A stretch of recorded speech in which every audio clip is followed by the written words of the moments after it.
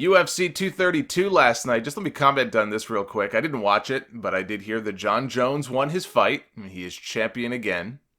This after he tested positive for trace amounts of the same steroid that he failed for a year and a half earlier.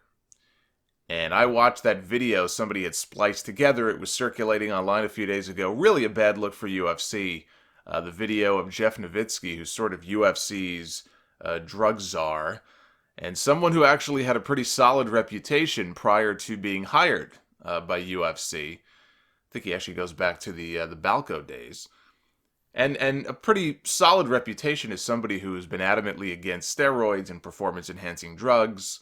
Video of him contradicting himself in different interviews about how long the drug would stay in someone's system for, and it was just a really embarrassing look. And what a shit show that whole thing turned out to be. You hear about scummy wrestling promoters and things of that nature, but this whole situation with this Jon Jones thing heading into this UFC pay-per-view was as bad, if not worse, than any of that stuff.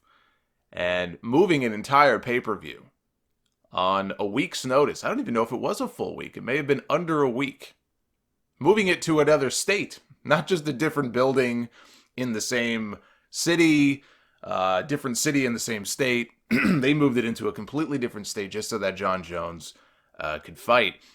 I'd have hated to be somebody flying in for that show with a hotel booked. That must have sucked.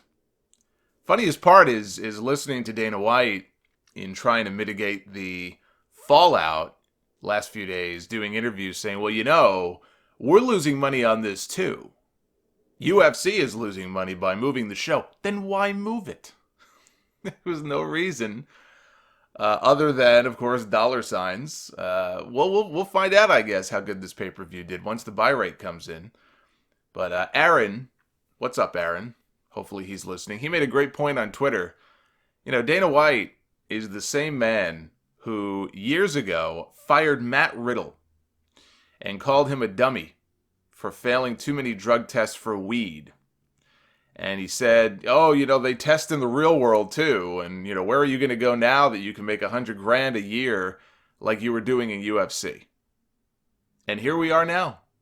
Riddle is probably going to end up making 5 times that amount soon enough. And Dana's over here moving an entire pay-per-view to another city to accommodate a drug cheat. It's funny how that goes.